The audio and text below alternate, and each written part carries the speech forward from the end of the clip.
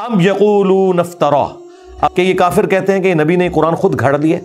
قل ان افتریتہ فعلی اجرامی، اے نبی فرماؤ کہ اگر یہ قرآن میں نے خود گھڑا ہے نا تو اس جرم کا وبال بھی مجھ پہ ہی ہوگا. وَأَنَا بَرِيءٌ مِّمَّا تُجْرِمُونَ، اور میں بری الذمہ ہوں ان گناہوں سے جو تم کر رہے ہو. دیکھیں اللہ کا تو سٹائل ہی بات کرنے کا اور ہے. ویسے یہ انتہائی گستاخانہ آیات ہیں قرآن میں اس طرح کی جتنی ہے نا، جو ادھر صوفیت کی ڈاکٹرن ہے. اب مجھے بتائیں یہ جواب ہونا چاہیے تھا کہ اے نبی تم فرماؤ کہ اگر میں نے اللہ پہ جھوٹ باندھا ہے تو اس جرم کا وبال بھی مجھ پہ ہی ہوگا. وہ کہیں گے توبہ توبہ کر یار، مطلب نبی کس طرح کہہ سکتا ہے کہ میں جھوٹ بنے ہے. بھائی سمجھانے کے لیے ہر لیول پہ اترنا پڑتا ہے. لوگ کہتے ہیں نا باتیں کہاں سے آ جاتی ہیں، جب گمراہیاں آتی ہیں نا تو باتیں آتی ہیں. جب تم کہو گے نا کہ بابے نے سمندر روکا ہوا ہے تو اللہ تعالیٰ اپنے کسی بندے کے دماغ میں ڈالے گا کہ کوئی بڑے سے بڑا انسان ہو اپنا پیشاب بھی نہیں روک سکتا، کیونکہ یہ سمندر روکنے والی بات جب آئے گی تو یہ بات آئے گی. حضرت ابوبکر صدیق کے دماغ میں یہ بات کہاں سے آئی؟ قرآن و حدیث میں تو کہیں نہیں لکھی تھی کہ جو محمد کی عبادت کرتا تھا جان لے محمد مر چکے. قرآن میں تو نہیں لکھا ہوا تھا یہ، اور نہ کسی صحابی نے حضور کی عبادت کی تھی.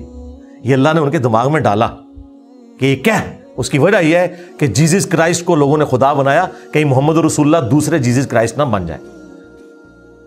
حضور کی بات یقیناً انہیں یاد آئی ہوگی کہ دیکھنا میری شان بلند نہ کرنا، جس طرح عیسیٰ ابن مریم کو لوگوں نے بڑھا دیا تھا. میں اللہ کا بندہ اور اس کا رسول ہوں. اسی کو ایلبریٹ کر دیا حضرت ابوبکر صدیق نے انتہائی گستاخانہ خطبے میں، انورٹڈ کاماس کے اندر، ان کی نظر میں. وہ ہمارے استاد مولانا اسحاق صاحب کہتے تھے نا، او پائی جدو توحید بیان کریں گے تو آٹومیٹیکلی گستاخی ہو جائے گی. کیوں؟ تم نے توحید کو گستاخی سمجھا ہوا ہے، تمہاری نظر میں تو آٹومیٹیکلی گستاخی ہو جائے گی نا. تو یہ گستاخی تو ہونی ہے، کیونکہ توحید کا تو مطلب ہی ہے کہ اختیار اللہ کے پاس ہے، مخلوق کچھ نہیں کر سکتی. پھر عجیب و غریب نا انہوں نے نا وہ مت اور عجیب و غریب واقعات مشہور کیے ہیں لوگوں کے جذبات کے ساتھ کھیلنے کے لیے. اور جی ایک بار وہابی دا تے سنی دا مناظرہ ہو گیا، حضور دی ذات ہوتے وہابی پوری رات جو ہے وہ ایسی آیتیں ڈھونڈتا رہا جس میں حضور کی تنقیص تھی، اور جو سنی جو ہے وہ نبی الاسلام کی شان ڈھونڈتا رہا. تو صبح جناب مناظرے میں جب دونوں اکٹھے ہوئے انہیں پوچھا ہاں تو راتی کے کردا رہا؟ سرکار میرے سامنے گلا کرو میں تھن پنا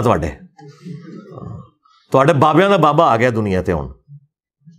ٹھیک ہے، میں انہوں دساں کہ میں ابوبکر صدیق دا خطبہ ڈھونڈتا رہا تے منوں پتہ لگے کہ میں ابو بکر آر نبی نو مننا وا یا ابو جہل آر مننا.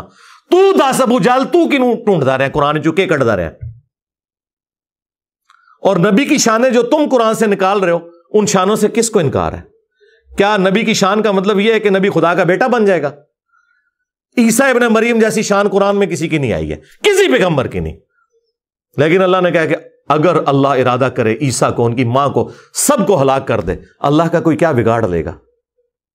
عیسیٰ اور ان کی ماں روٹی کھانے کے محتاج تھے، وہ نہ تو کسی کے نفع کے مالک تھے نہ کسی کے نقصان کے. یہ اس شخص کے بارے میں آ رہا ہے جس کو کہا اللہ نے وجیہن فی الدنیا والآخرہ ومن المقربین، اور معجزات ایسے جو کسی پیغمبر کو نہیں دیے گئے. مردوں کو زندہ کرنا اللہ کے اذن سے، مٹی کی مورت بنا کے پھونک مارنا اور اس کا پرندہ بن جانا، یہ معجزہ کسی پیغمبر کو نہیں دیا گیا، کسی پیغمبر کو. لیکن سینٹرڈ کر کے انہی کو اللہ تعالیٰ نے سامنے رکھا کہ یہ فرق ہے بھائی انبیاء میں اور خدا میں. پھر اسی طریقے سے چیزیں بیان ہوتی ہیں. وہ جی پھر مناظرے سے پہلے جب پوچھا تو وابی نے کہا ہاں جی میں تو یہی آیتاں لبدا رہا. تو انہوں نے کہا بس دیکھ لے کون نبی دی شان ڈھونڈتا ہے تو کون تنقیص ڈھونڈتا ہے.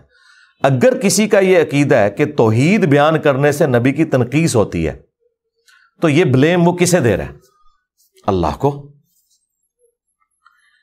انہوں نے انبیاء کو منی گاڈ مانا ہوا ہے اور اولیاء کو منی رسول مانا ہوا ہے. یہ میرا ایک جملہ ہزاروں کتابوں پہ بھاری ہے.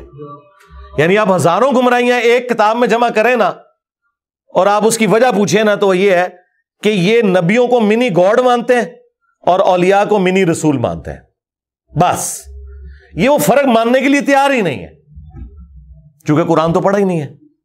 اب ان ساری باتوں کے ہوتے ہوئے مجھے تو صبح شام ان کے اوپر قنوت نازلہ پڑھنی چاہیے، لیکن میں سمپل کہتا ہوں کہ مرنے سے پہلے اے مسلمان کر لے اس پہ غور.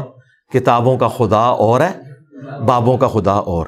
کتابوں کے خدا اور بابوں کے خدا میں یہ فرق ہے کہ جو بابوں کا خدا ہے نا، بس وہ خدا بڑا بھائی اور نبی چھوٹا بھائی، بس اتنا فرق ہے۔ لیکن کتابوں کا خدا یہ کہتا ہے کہ خدا خدا ہے، مخلوق مخلوق ہے۔